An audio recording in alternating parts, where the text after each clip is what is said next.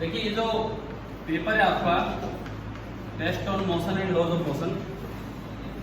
अच्छा, question number 1 जो था इसमें अगर आप केवल फिजिक्स देखते हो तो एक चीज दिमाग में आती है कि भाई कि जो स्पीडोमीटर होता है वो कौन सी रीडिंग देता है, इंस्टेंटेनियस वेलोसिटी। और पुलिस वाले ने कहा कि इस समय गाड़ी 60 माइल्स एन आवर से जा रही थी। इसका मतलब ये कौन सी वेलोसिटी थी उसकी, इंस्टेंटेनियस वेलोसिटी। क्या मैं इसका मतलब ये कह सकता हूँ कि पिछले 1 घंटे से चल रही थी अगले 1 घंटे चलेगी? ये तो बिल्कुल ही गलत है। लेकिन बहुत से बच्चे ये सोच जाते हैं कि हाँ भाई ये तो आएगा ही कि भाई स्पीडोमीटर कितना रीड कर रहा होगा, 60। लेकिन क्वेश्चन में एक और एक्स्ट्रा इन्फॉर्मेशन दी है, क्या? ब्रोकन स्पीडोमीटर है। क्या वो काम कर रहा होगा? ब्रोकन का मतलब यही तो है, टूटा हुआ, मतलब वो काम नहीं कर रहे हैं। तो अब आप बताएं फिर क्या आंसर आएगा?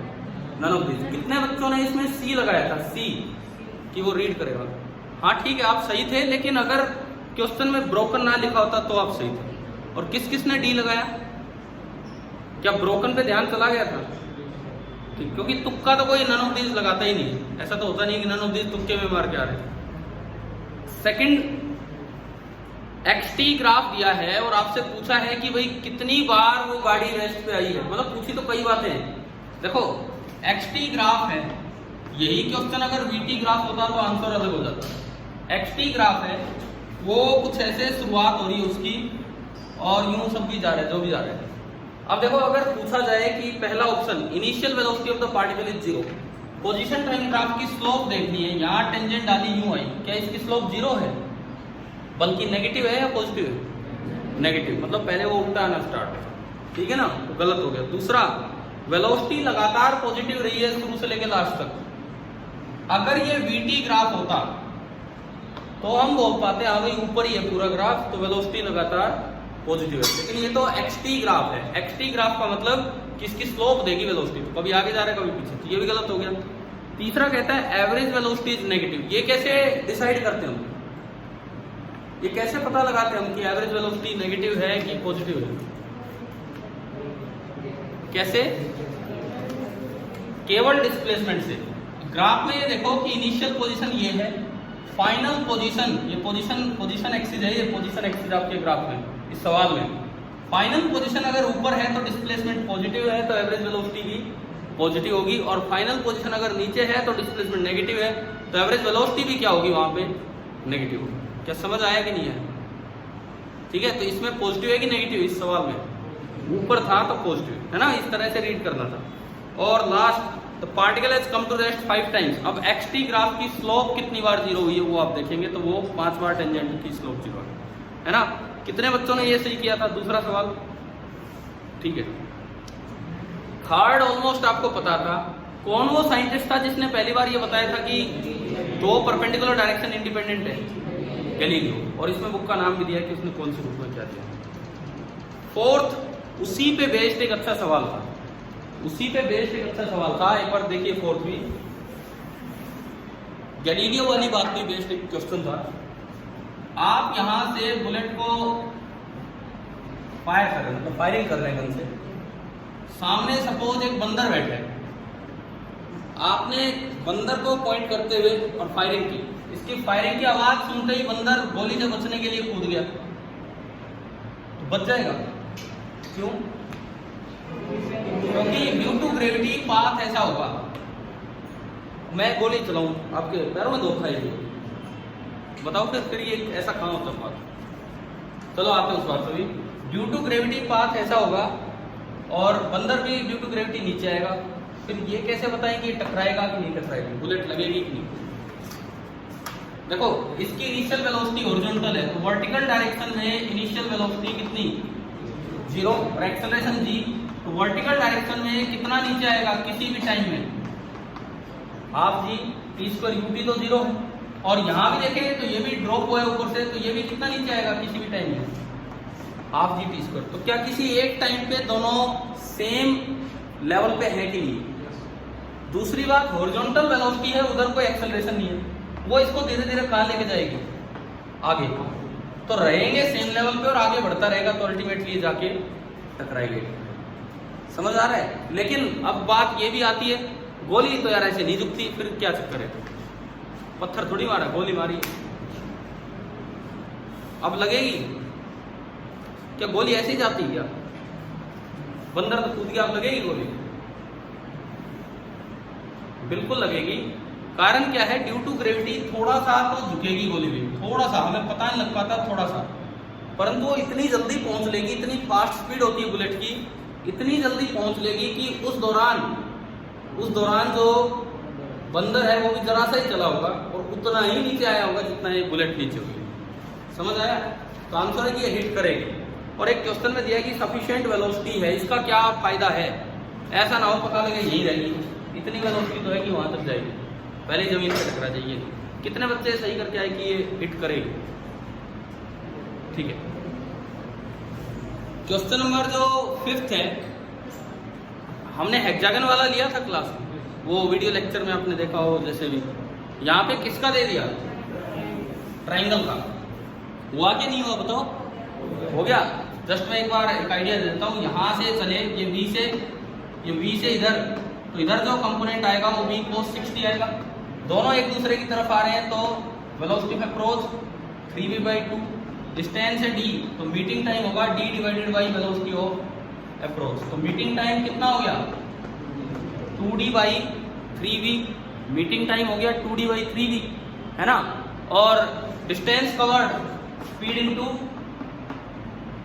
टाइम, v से v गया 2d/3। कौन कौन सही करके आया दोबारा बताओ? लेकिन बहुत कम बच्चे सही करके आ रहे हैं यार। क्या क्लास में हेक्सागन या वीडियोज में हेक्सागन का देखा था आपने? तो वही तो करना था उसी तरह से। 6th आपके लिए एक अच्छा सवाल है, बिकॉज यूनिट बेस्ड ऐसे क्वेश्चंस आ सकते हैं कि हमने कई बार कहा एनटीएससी का कोई भरोसा नहीं होता, कौन सा क्वेश्चन कहाँ से उठा कर देते। क्वेश्चन नंबर 6 देखिए, ये लिखता है alpha is equal to f/v² into sine of beta T. ये लिखा f/v² into sine of beta T. ये बताओ आपका मास कितना है? मत बोलो आप, मैं बोल देता हूँ। सपोज 50 kg है, आपकी हाइट कितनी है? सपोज 6 फुट है, 6 फीट, ठीक है। इनका मास है 50 kg, इनकी हाइट है 6 फीट। टोटल बताओ कितना होगा? आपका मास है 50 kg, इनकी हाइट है 6 फीट, टोटल बताएं कितना होगा? 50 में 6 जोड़ना नहीं आता क्या? क्वांटिटीज अलग अलग हैं तो ये ऐड नहीं होगी। तो एक बात इसी पे बेस्ड रहेगा, क्वांटिटीज को देखना था। सबसे पहली बात, साइन के आगे जो भी होता है वो एंगल होता है।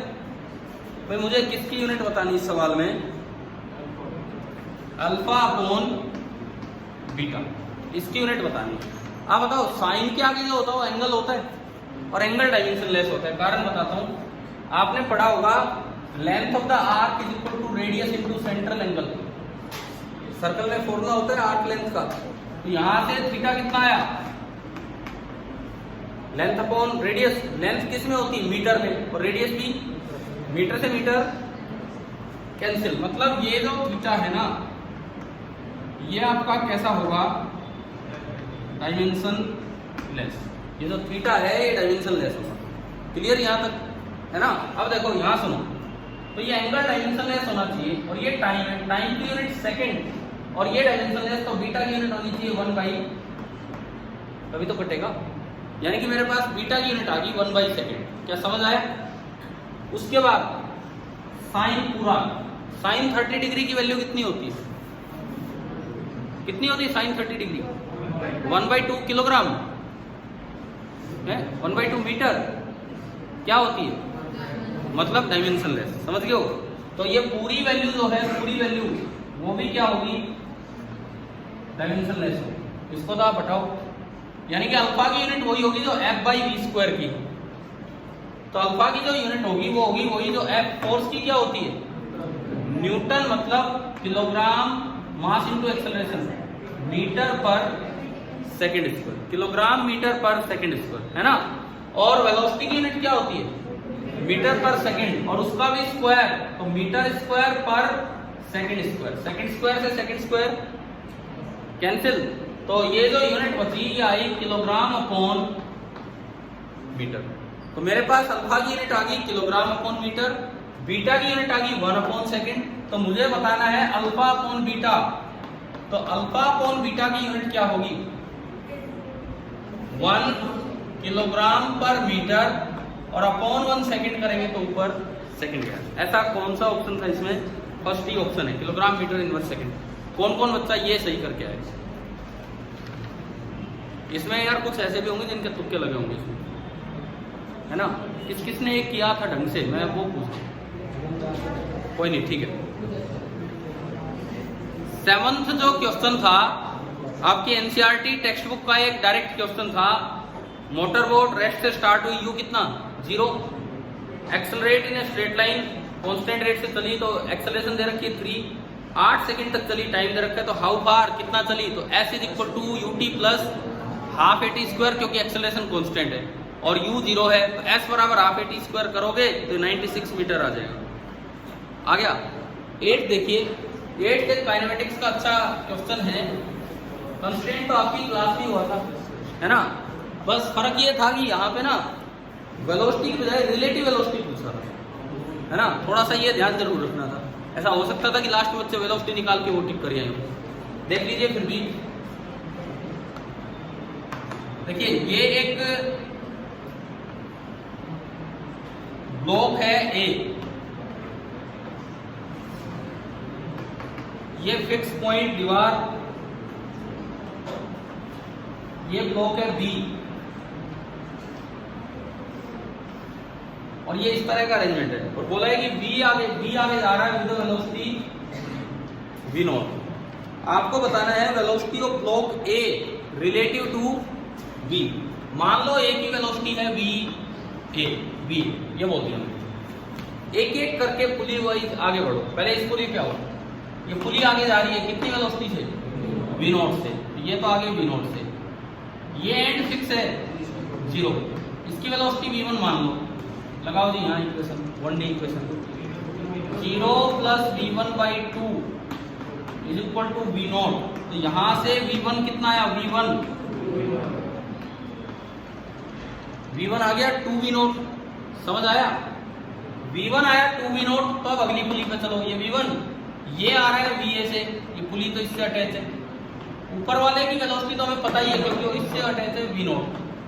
अब आप इस पे लगा दो ये equation, v0 plus v1/2 is equal to va, और v1 कितना है? 2v0।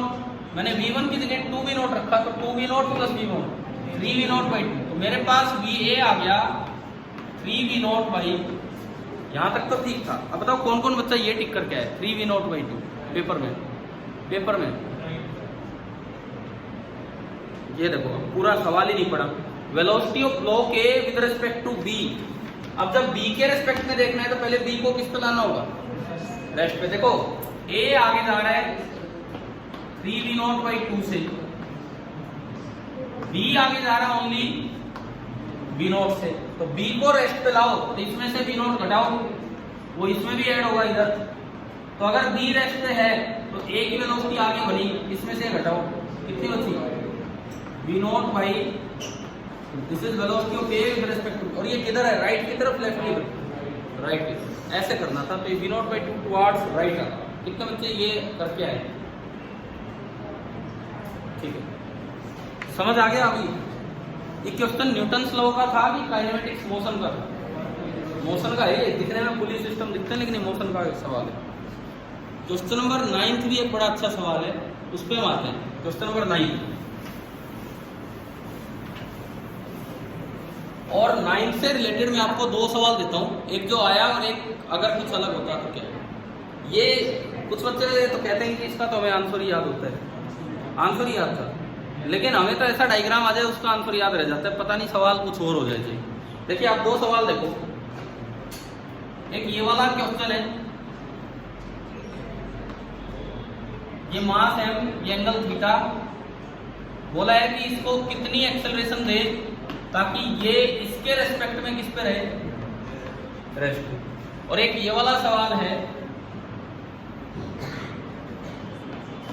सेम डायग्राम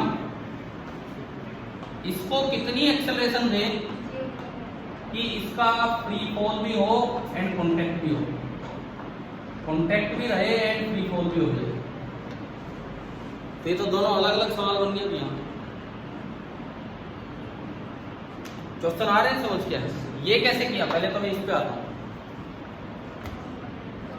कंपोनेंट किए, एफबीडी बनाया, फ्री बॉडी डायग्राम, कौन कौन से फोर्स लग रहे हैं इस पे? नीचे तो mg, इधर नॉर्मल, बस और कोई है नहीं। एक्सेलरेशन किधर है इसका? आगे कितना कितना इसका ए ही है बिकॉज इस वेज के रेस्पेक्ट में ब्लॉक रेस्ट पे है, तो जो वेज का एक्सेलरेशन है वही ब्लॉक का हो जाएगा। यानी कि ये आगे एक्सेलरेट कर रहा है विद सम एक्सेलरेशन ए, ये आगे एक्सेलरेट कर रहा है विद सम एक्सेलरेशन ए। समझ आ रहा है ना? तो देखो आपने एन के टुकड़े किए, एक इधर होगा एक इधर होगा। अच्छा ये एंगल थीटा, तो ये भी थीटा, ये 90 माइनस थीटा, तो ये थीटा, तो ये तो एन का हो गया एन कोस थीटा, और ये क्या हो गया एन साइन थीटा। वर्टिकली तो कोई एक्सेलरेशन है नहीं ब्लॉक की, तो वर्टिकली तो फोर्स बैलेंस होंगे, यानी कि N cos theta is equal to mg। Vertically तो फोर्स बैलेंस होंगे। हॉरिजॉन्टली एक्सेलरेशन है तो net force is equal to mass into acceleration. Net force कितना? n sin theta is equal to mass into acceleration. आपने second से first को divide किया, n से n कटा, sine upon cos tan theta और is equal to a by g, और यहां से a कितना आ गया? g tan theta. कौन कौन ये सवाल सही करके आए? ठीक है, अब आप ये कीजिए,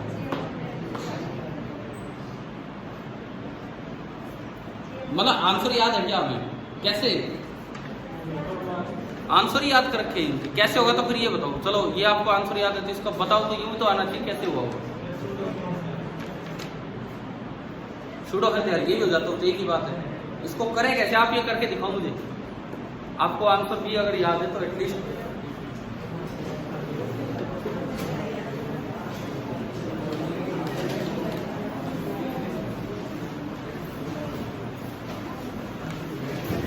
कब किए थे हमने रिजल्ट याद? 9th में रिजल्ट याद किए थे। ठीक है, तो फिर तो आपने किया हुआ है, अब बताओ फिर कैसे होगा?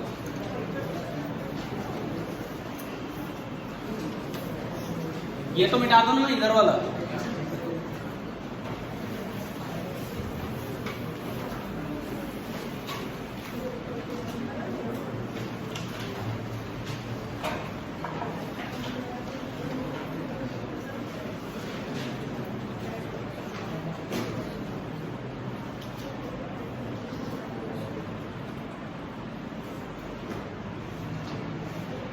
अच्छा ये बताओ, न्यूटन्स लॉ से करोगे कि काइनेमेटिक्स से करोगे? मैं आपको हिंट दे देता हूँ, न्यूटन्स लॉ का क्वेश्चन ही नहीं है, मोशन का एक क्वेश्चन है, कोई जरूरत ही नहीं है न्यूटन्स लॉ लगाने की। कभी एफबीडी बनाने लग जाओ न्यूटन्स लॉ लगा दो, उतना तो जाने की जरूरत नहीं।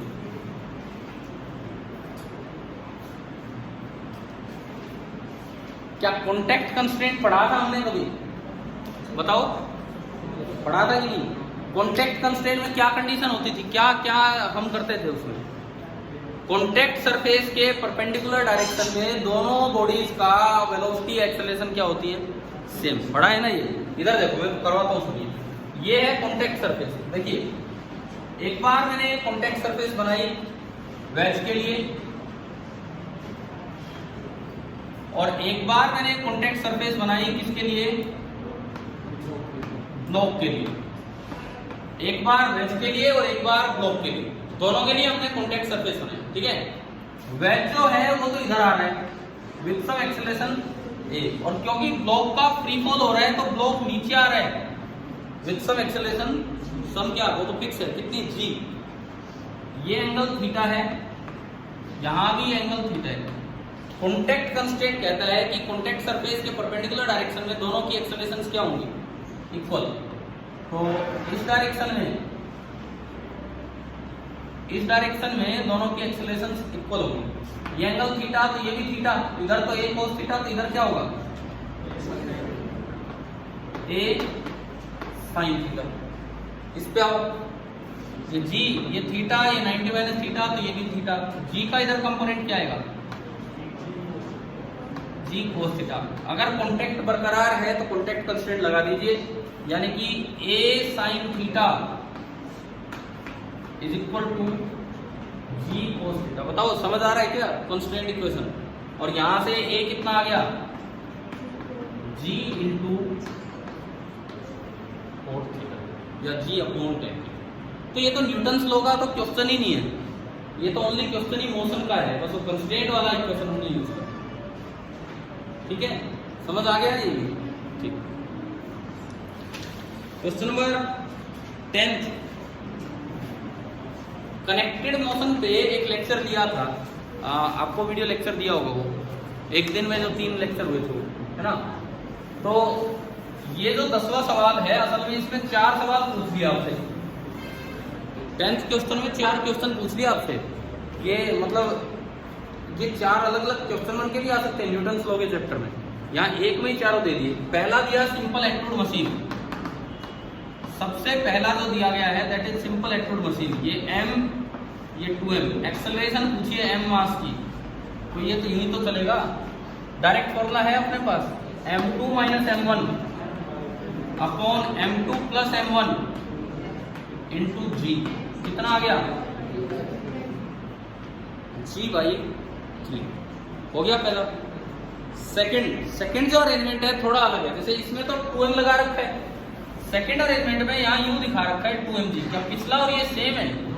क्या मतलब था इसका कि ये रस्सी की टेंशन है, ये कोई ब्लॉक अटैच नहीं है, इसका मतलब ये रोप की टेंशन है। अगर ऐसे कहीं भी दिखाया है ना, इट मीन्स यहाँ भी वो तो वही है रोप, तो ऊपर जो टेंशन है दैट इज 2mg और नीचे mg। तो m मास की एक्सेलरेशन ये मानी आपने, तो इस बार जो इक्वेशन बनेगी नेट फोर्स ऊपर की तरफ 2mg minus mg is equal to mass into acceleration, m से m गया और 2g माइनस g, a कितना आ गया g। ये दूसरा था। तीसरा अरेंजमेंट में भी रस्सी में टेंशन ही दिखा रखी है। तीसरे अरेंजमेंट में भी ब्लॉक रखा हुआ है m मास का और रस्सी में टेंशन दिखा रखी है और कुछ नहीं 2mg, तो वही टेंशन यहाँ होगी। इस बार का हॉरिजॉन्टल और कोई फोर्स ही नहीं है, बस ये टेंशन ही है जो इसको एक्सेलरेशन दे रही है, वेट तो वर्टिकल है। तो इक्वेशन बनेगी net force tension is equal to mass into acceleration. A कितना आ गया 2g, है ना। एंड फोर्थ वन, चौथे में यहाँ पे एक मास अटैच कर दिया, तो अब ये टेंशन नहीं है, इसको डायरेक्ट कैसे करें एक साथ एक ही इक्वेशन से। देखो इस डायरेक्शन में चलाने वाला फोर्स एक ही है 2mg, टेंशन इंटरनल है और वेट यहाँ परपेंडिकुलर हो गया, तो उसका कोई रोल नहीं है। तो फोर्स एक ही है चलाने वाला 2mg बराबर total mass 3m into acceleration, और यहाँ से a कितना आ गया 2g/3। और ये चारों सही लिखे थे, तो नीचे ऑप्शन थे। तो कौन कौन बच्चा ये सही करके आया कि यहाँ चारों सही है? यार ये ना इन्होंने, मैं बताता हूँ, वो पता नहीं अरेंज करने में गलती कर दी है। वो गलती से एक्चुअली पेपर तो मैंने बनाया था, टाइप भी मैंने ही करके दिए थे, लेकिन ये बाद में ना रीअरेंजिंग की गई है ऑप्शंस की। थोड़ा पेज, मेरा जो पेपर मैंने भेजा था वो 3 पेज पे था, और ये आपको कितने में मिला है? 2 पे आ गया ना, मतलब एक सिंगल। वो मेरा एक 3rd पेज पे और जा रहा था, तो थोड़ा ये ऑप्शन इधर उधर करके रीअरेंज किए थे, तो मे भी उसमें ऐसा हो गया होगा। लेकिन कितने बच्चों को लग रहा था कि हाँ ऑल आर करेक्ट आ रहा है? ठीक है, चलो कोई नहीं। तो आप यार सीक्वेंस देखते ना, ऑल आर करेक्ट उस जगह लिखा है जहां ऊपर भी। अच्छा कोई बात नहीं, तो उससे आइडिया लगाते अगर कोई कंफ्यूजन होता तो। 11th एक अच्छा सवाल है, 11th भी देखिए। 11वां सवाल भी एक बड़ा अच्छा सा क्वेश्चन है। An observer is moving with a constant velocity of 10 metre per second with respect to ground. Observer की वेलोसिटी कांस्टेंट है, तो बताओ ये इनर्शियल फ्रेम है कि नॉन इनर्शियल? इनर्शियल, यानी कि newton's law as it is valid है, ये इनर्शियल फ्रेम है। अब ये लिखता है, ये ऑब्जर्व्स दैट एक ऑब्जेक्ट है जिसका मास कितना है 2 किलोग्राम, और वो आगे चलता है कितनी एक्सेलरेशन के साथ 1 मीटर पर सेकेंड स्क्वायर से। तो वैसे तो बताओ इस ऑब्जेक्ट पे नेट फोर्स कितना होगा, ma कितना होगा 2 न्यूटन। कौन कौन बच्चा 2 न्यूटन टिक करके आए पेपर में? 1 2 3 4। लेकिन आपसे ये नहीं पूछा, आपसे सवाल में क्या पूछा सुनो, the magnitude of pseudo force in this frame. Pseudo force केवल तब लगाना पड़ता है जब ऑब्जर्वर कैसा हो, नॉन इनर्शियल। स्यूडो फोर्स का एक फॉर्मूला होता है F pseudo that is equal to mass of object, जिसपे आप स्यूडो फोर्स लगा रहे हो, जिसका एफबीडी बना रहे हो उसका ऑब्जेक्ट, लेकिन एक्सेलरेशन लेनी होती है उसमें ऑब्जर्वर की। और हमारा जो ऑब्जर्वर सवाल में दिया गया है वो कांस्टेंट वेलोसिटी से चल रहा है, तो उसकी एक्सेलरेशन कितनी है? 0। तो स्यूडो फोर्स कितना होगा? 0। समझ आया? समझ आया कि नहीं आया बताओ? तो कांस्टेंट वेलोसिटी से चल रहा है, इसलिए स्यूडो फोर्स कितना हो जाएगा?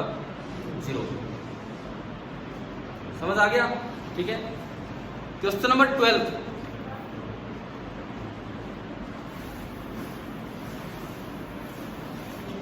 देखिए 12वां सवाल देखिए, ये एक पुली है,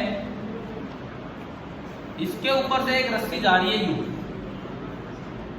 और रस्सी में टेंशन है T, and the string is deflected by an angle 2 theta naught. मतलब जो रस्सी पुली की वजह से रस्सी मुड़ी है, कितने एंगल से मुड़ी है? 2 थीटा नॉट एंगल से मुड़ी। तो ये कितना बचा? स्टैंड हो गया बहाना अपूर्व आर्य Rajendra Prasad.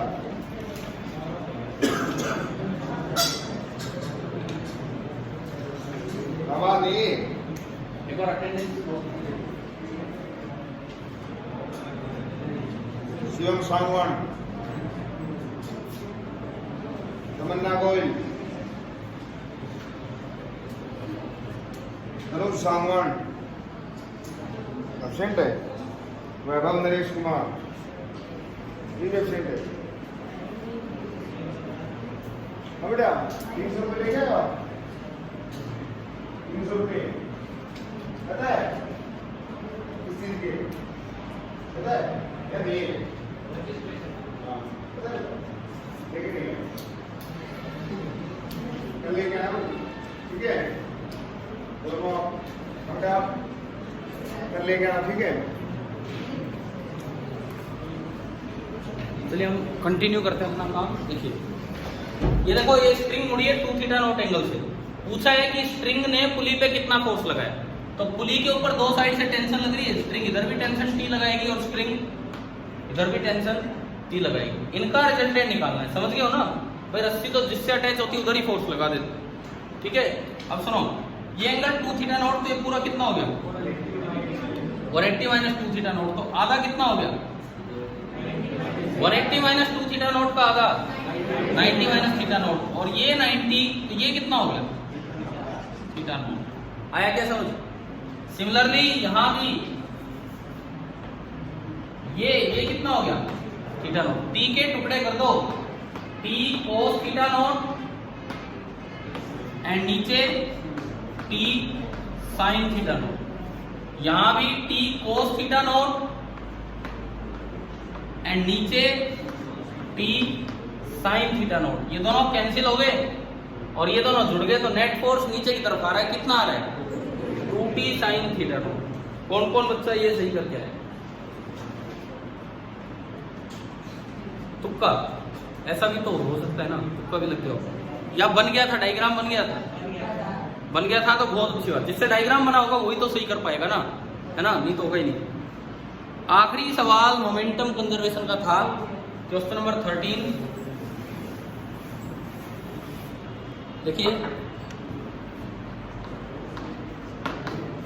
To identical objects each of mass m moving with the speed u collides at 90 degree.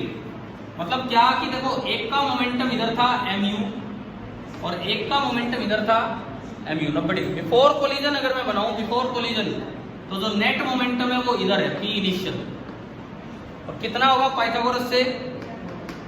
mu का स्क्वायर और mu का स्क्वायर, उनको जोड़ के अंडर कितना आ जाएगा? √2mu। कोलिजन में कोई बाहर से कोई फोर्स नहीं लगता है, F एक्सटर्नल इज 0। अगर F एक्सटर्नल 0 है तो P final should be equal to momentum conservation, P final should be equal to P initial. और पी फाइनल कितना है, पी फाइनल निकालना है, पी इनिशियल कितना है, √2mu पूछा है फाइनल मोमेंटम, तो फाइनल मोमेंटम भी कितना हो जाएगा, √2m। एक बार ये बताओ क्या ये पूरा पेपर, ये तेरा सवाल समझ आया कि नहीं है? ठीक है।